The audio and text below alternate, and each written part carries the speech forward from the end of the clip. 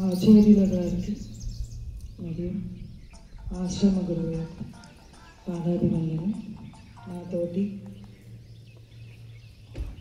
శిక్షార్థులకు వందనాలు.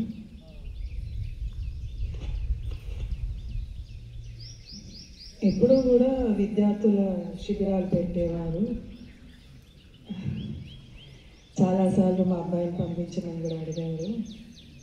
పిల్లలంటే మనం ఎంతో ఒప్పించి వాళ్ళని తీసుకొని రావాల్సి ఉంటుంది. దానికి నాకు ఎప్పుడు వీలు కాలేదు బాబుని తీసుకొని రావడానికి. నాకు కూడా ఎన్నో రోజుల నుంచి ఆధ్యాత్మికంలో రావాలని, నేర్చుకోవాలని శ్రద్ధ ఉండడంతో ఇలా శిక్షణ శిబిరం పెడుతున్నారని కానీ నేను వస్తానని చెప్పాను. కానీ వస్తానన్నాను కానీ ఇన్ని రోజులు ఉంటానని అనుకోలేదు. నేను వారం రోజుల నుండి వెళ్ళిపోతామనుకున్నాను. కానీ ఈ వాతావరణం కానీ మళ్ళీ అందరూ చాలా కలిసిపోయి అందరము బాగా శ్రద్ధగా నేర్చుకున్నాము. ఈ వాతావరణంలో చెట్ల కింద కూర్చొని అలా మా ఇంట్రెస్ట్తో ప్రాక్టీస్ చేస్తాం. బలవంతంగా కాకుండా మంత్రాలన్నీ కూడా మేము ఒకరి అందరం ప్రోత్సహించుకుంటూ కలిసి బాగా నేర్చుకున్నాము.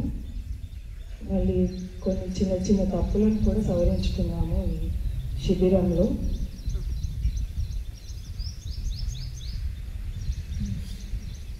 మళ్ళీ ఆహారము కానీ అన్నీ మాకు చాలా అనుకూలించడంతో ఇన్ని రోజులు ఉండి ముగించుకొని కార్యక్రమాన్ని వెళ్తున్నాము. వెళ్ళిన తర్వాత తప్పకుండా నేను ప్రతిరోజు కొంత సమయం స్వాధ్యాయం చేయాలని నిర్ణయించుకొని ఇక్కడ నుండి వెళ్తున్నాను. ఎందుకంటే స్వాధ్యాయం చేస్తేనే మేము ఈ అనుకున్న మార్గంలో ముందుకు వెళ్తామని నాకు అర్థమైంది. తప్పకుండా నేను ఇక్కడ నుండి వెళ్ళినాక సమయం పెట్టుకొని ప్రతిరోజు కొద్దిసేపు స్వాధ్యాయం చేస్తానని తెలియజేస్తున్నాను. నమస్కారం.